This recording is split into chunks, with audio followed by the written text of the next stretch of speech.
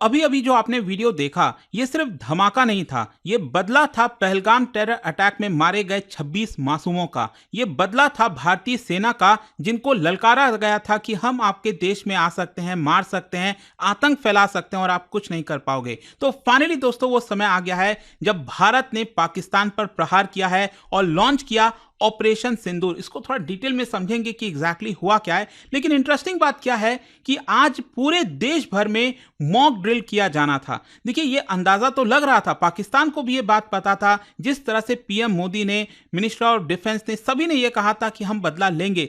किस तरह बदला लेंगे, कब बदला लेंगे और किस प्रकार का प्रहार होगा, ये किसी को नहीं पता था। और स्पेशली आज के दिन, और कहीं ना कहीं इससे आपको समझ में आएगा कि किस तरह से पाकिस्तान को भटकाने की कोशिश की जा रही थी। पाकिस्तान ने नहीं सोचा होगा कि आज के दिन प्रहार होने वाला है, क्योंकि भारत में बड़े स्तर पर मॉक ड्रिल किया जाना था। तो इसको थोड़ा सा समझने की आवश्यकता है। देखिए, सबसे पहले मैं आपको बता दूं यहां पर थोड़ा सा बैकग्राउंड, क्योंकि जो पहलगाम टेरर अटैक हुआ था, इसमें जो 26 मासूमों की जानें गई थी, इसके पीछे साफ साफ पाकिस्तान, आईएसआई और जो लश्कर ए तैयबा है उसका हाथ आपको देखने को मिलेगा। भारत सरकार के पास सॉलिड एविडेंस है कि इसके पीछे पाकिस्तान की जो सेना है, पाकिस्तान की जो आईएसआई है, वो पूरी तरह से शामिल है। क्योंकि जो हैंडलर्स भारत में आए थे, जिस तरह से यहां पर जो आतंकवादियों ने हमला किया, उनके जो हैंडलर्स थे वो आपको पीओके के अंदर, डायरेक्टली आईएसआई के अंदर देखने को मिलेंगे। तो वो सारे सबूत हमारे पास हैं और वो सब कुछ हम दुनिया के सामने ला रहे हैं। लेकिन यहां पर जो ऑपरेशन सिंदूर है वो हमने लॉन्च किया है, इसको थोड़ा समझने की जरूरत है। देखिए, यहां पर क्या हुआ है, कुछ समय पहले, मतलब देखिए अभी तो क्या है, जब मैं वीडियो रिकॉर्ड कर रहा हूं तो लगभग 4 बज रहे हैं। तो अभी जो हमारे पास इंफॉर्मेशन है उसके हिसाब से बताया जा रहा है कि पाकिस्तान के अंदर, और जो पाकिस्तान ऑक्यूपाइड जम्मू कश्मीर है, ध्यान से समझिएगा मेरी बात, ये लाइन ऑफ कंट्रोल है, हम सब जानते हैं, ये पूरा एरिया हमारा है, पाकिस्तान ऑक्यूपाइड जम्मू एंड कश्मीर जिसको बोला जाता है। तो यहां पर हमने हमला किया, जैसे मुजफ्फराबाद हो गया, इसके नीचे वाला कुछ इलाका हो गया, और साथ ही साथ पाकिस्तान का जो इलाका है, पाकिस्तान के अंदर भी डायरेक्टली मिसाइल्स लॉन्च किया गया है अकॉर्डिंग टू ऑपरेशन सिंदूर। और देखो, जो नाम है ना ऑपरेशन सिंदूर, ये अगर आप इंडियन मिलिट्री डॉक्ट्रिन में देखोगे तो कहीं ना कहीं रिवेंज और जस्टिस को सिंबलाइज करता है। और यहां पर किस प्रकार का प्रहार किया गया है, ये बेसिकली सर्जिकल प्रिसीजन स्ट्राइक है। जैसे कि आपको याद होगा 2019 में जो बालाकोट एयर स्ट्राइक किया था, हमने प्रिसाइज तरीके से, टारगेटेड तरीके से जिस तरह से स्ट्राइक किया, कुछ उसी प्रकार से आपको देखने को मिलेगा। लेकिन यहां पर समझने की जरूरत है कि इसका स्केल कहीं ज्यादा बड़ा है। यहां पर not terror launch pad, ammunition depot और जो कम्युनिकेशन हब है, मतलब जहां से टेररिज्म को लॉन्च किया जाता है, वो लॉन्च पैड पर हमने हमला किया। जो एमुनिशन, जो बहुत सारे हथियार वगैरह रखे गए थे गलत तरीके से, वहां पर हमने हमला किया। और जहां से कम्युनिकेट किया जाता है, सारी चीजें बताई जाती हैं हैंडलर्स को और सारी चीजें, तो उसके ऊपर हमने पूरी तरह से हमला किया। और जैसा मैंने आपको बताया, यहां पर जो पाकिस्तान का पंजाब वाला इलाका है, वहां पर भी हमला किया गया है। और जैसा कि आपने वीडियो में देखा होगा, इस तरह का जो दृश्य है, मतलब डायरेक्टली मिसाइल्स के माध्यम से यहां पर हमला हुआ है। और आप देख सकते हैं यहां पर जो एग्जीक्यूशन किया गया है, बेसिकली बोला जा रहा है इंडियन एयरफोर्स के द्वारा ड्रोन्स का इस्तेमाल किया गया, प्रिसीजन गाइडेड जो म्यूनिशंस है उसका इस्तेमाल किया गया, और सबसे इंपॉर्टेंट मिसाइल्स का इस्तेमाल किया गया। आपको याद होगा कुछ समय पहले की बात है, ब्रह्मोस हमसे गलती से फायर हो गया था,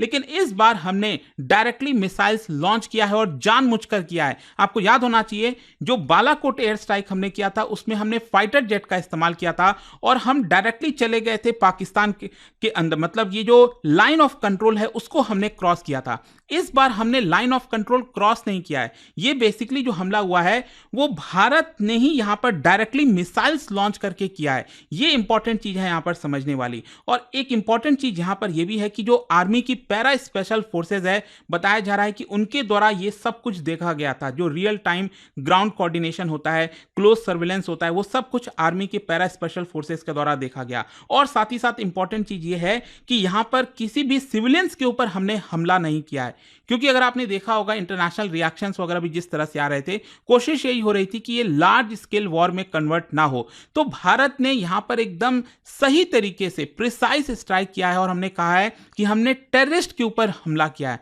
हमने ये नहीं कहा कि जो पाकिस्तान की आर्मी के एसेट्स हैं उसके ऊपर हमला किया, या फिर हमने जो सिविलियंस हैं उनके ऊपर हमला नहीं किया है। इनफैक्ट दोस्तों मैं आपको बता दूं, यहां पर जब ये लॉन्च किया गया, हमने जब स्ट्राइक किया, उसके कुछ ही देर के बाद इंडियन आर्मी के ट्विटर अकाउंट पर अगर आप देखोगे 1 मिनट का वीडियो रिलीज किया जाता है और ये बहुत ही इंटरेस्टिंग वीडियो है। मैं चाहूंगा कि आप इसको अच्छे से देखिए और क्या संदेश देना चाह रही है हमारी भारतीय सेना वो आपको पता चलेगा। I'll find you through the dust and the storm. I'll find you through these machines I'll carry.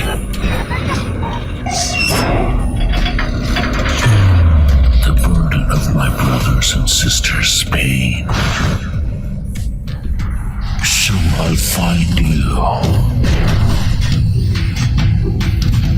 You can hide in the distance between shadow and dust, but I'll strike you down when you betray our trust.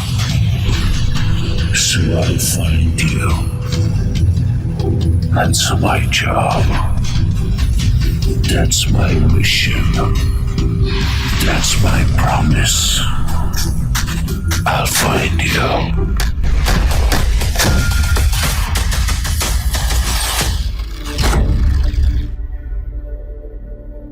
तो simple शब्दों में अगर मैं आपको बताऊं तो इस video के अंदर भारतीय सेना ये कहना चाह रही थी कि अगर आप कहीं पर भी किधर भी छुपे हो तो हम आपको ढूंढ निकालेंगे और आपका शिकार करेंगे।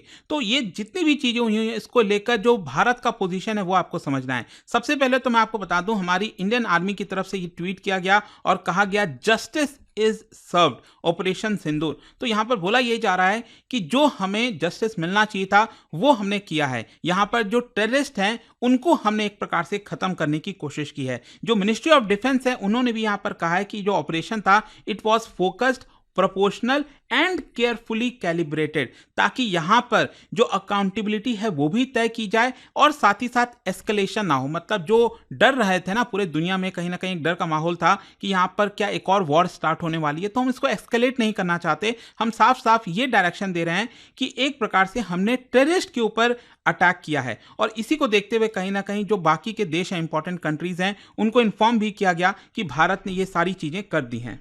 साथ ही साथ मैं आपको यह भी बता दूं कि एक डिटेल ब्रीफिंग इसके बारे में दी जाएगी आज, मतलब हो सकता है दोपहर में, शाम तक, मतलब भारतीय सेना के द्वारा इसके बारे में डिटेल से बताया जाएगा कि एग्जैक्टली यहां पर हुआ क्या है। लेकिन मैं आपको बता दूं, जैसे ही ये खबर आई कि भारत ने अटैक किया पाकिस्तान के ऊपर, तभी यहां पर पता चलता है कि वापस से पाकिस्तान ने जो सीज फायर वायलेशन है उसका उल्लंघन स्टार्ट कर दिया। तो यहां पर आप देख सकते हो, Pakistan again violate ceasefire agreement by firing artillery in Bhimber Gali in Poonch Rajouri area. और ये पिछले कुछ दिनों से चल ही रहा है, पिछले 13 दिनों से आप देख रहे हो लगातार पाकिस्तान के द्वारा सीज फायर वायलेशन किया जा रहा है। खैर, इन सारी चीजों के बीच में सबसे इंपॉर्टेंट क्वेश्चन अब यह आता है कि पाकिस्तान का क्या रिएक्शन आया इसको लेकर। मैं आपको बता दूं, पाकिस्तान ने इसको अनप्रोवोक्ड एग्रेशन कहा है और साथ ही साथ ये कहा है कि इसका मेजर्ड रिस्पॉन्स होगा at a time and place of our choosing. ये आप देख सकते हो खबर, पाकिस्तान थ्रेटन्स, पाकिस्तान ने धमकी दी है कि इसका रिस्पॉन्स दिया जाएगा